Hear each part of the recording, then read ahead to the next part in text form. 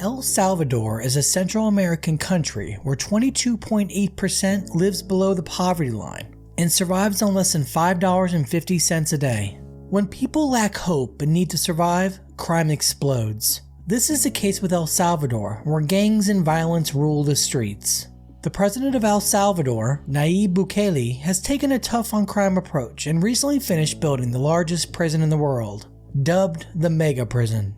Due to the magnitude of this facility, we are going out of the US for the first time for our next prison profile. The newly built prison is located in Tecoluca, El Salvador, 45 miles east of the capital city of San Salvador. Tecoluca means the city of owls. It is located in the San Vicente department, or what would Americans associate to a state. Tecoluca is a municipality of about 20,000 people that lies in the shadow of the San Vicente volcano, the second highest volcano in the country. The area is known for its volcanic activity and abundance of hot springs and geysers. The area surrounding the city is known for its production of coffee and sugarcane. The country is known for its tasty and desirable coffee beans. Tecoluca is located about 20 minutes south of the department capital, San Vicente, which was founded in 1635 by a group of 50 Spanish families. El Salvador has struggled with gang violence terrorizing the local population for many years. For decades, El Salvador has had one of the highest murder rates in the world. In 2015, it was the most dangerous country in the world, with 6,656 murderers in a country of 6.5 million people. This led to the election of Nayib Bukele in 2019. Bukele promised to bring the fight to the gangs and stamp down on violence across the country. He announced his territory control plan to stop the violence. Although his results have been mixed, his plan has been widely supported by the general public, with 91% in favor. Many of his measures have been condemned due to the lack of due process. U.S. Secretary of State Anthony Blinken said of the measure, "We condemn the increased gang violence and homicides in El Salvador. We also urge the government of El Salvador to uphold due process and protect civil liberties, including freedom of press, peaceful assembly, and expression."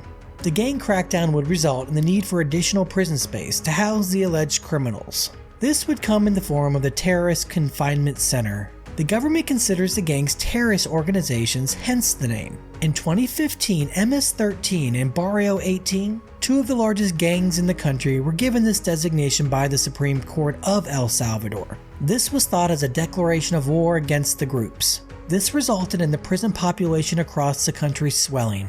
In April 2021, prisons across the country were operating at 120% of the total capacity. The resulting effect would be the construction of a massive new prison to hold these enemies of the state. Construction on the prison began in July 2022 and was completed in January 2023. Over 3,000 people worked on the project. When the prison opened on January 31, 2023, it made headlines across the globe. Upon completion, President Bukele announced via social media, "El Salvador has managed to go from being the world's most dangerous country to the safest country in the Americas. How did we do it? By putting criminals in jail. Is there space? There is now." This would effectively double the capacity of the prisons from 30,000 to 70,000. La Esperanza is currently the largest prison in El Salvador and was designed to hold 10,000 people, but it was holding 2 to 3 times that. For comparison, San Quentin State Prison in California, on average, held just over 3,000 inmates in 2022. Since President Bukele took power, it is estimated that more than 62,000 suspected gang members have been arrested. The prison is built over 410 acres. Unlike the US, the military has a role in the security of the facility, with 600 soldiers and 250 police officers in charge of the security of the facility. The prison is run by the Ministry of Justice and Public Security, much like the Department of Correction state agencies across the United States. The prison contains 8 blocks or pavilions with a 36-foot-high concrete wall, much like the older Gothic-style prisons in the United States. Newer construction prisons in the US rely on razor wire and electronic detection systems. In total, the concrete wall stretches 1.3 miles around the prison.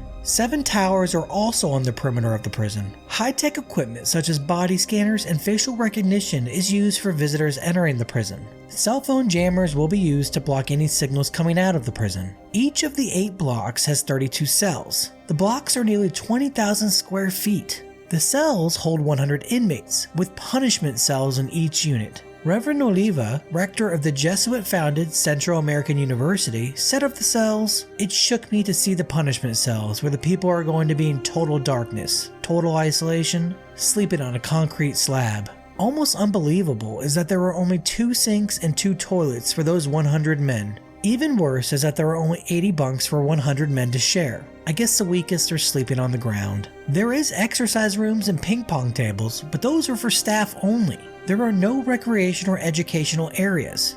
Offenders remain in their cells except for court appearances." The president said that the inmates will not have access to prostitutes, PlayStations, screens, mobile phones, and computers. Deputy Justice Minister Luna added that the offenders will have to work to compensate for some of the damage they did to society. All the terrorists who caused grief and pain to the Salvadorian people will serve their sentences under the most severe regime. For now, the population of El Salvador supports the mass incarceration of criminals and gang members. Nearly 2% of the population of El Salvador is behind bars, giving it the highest incarceration rate in the world. We'll see if this mega prison keeps El Salvador safer.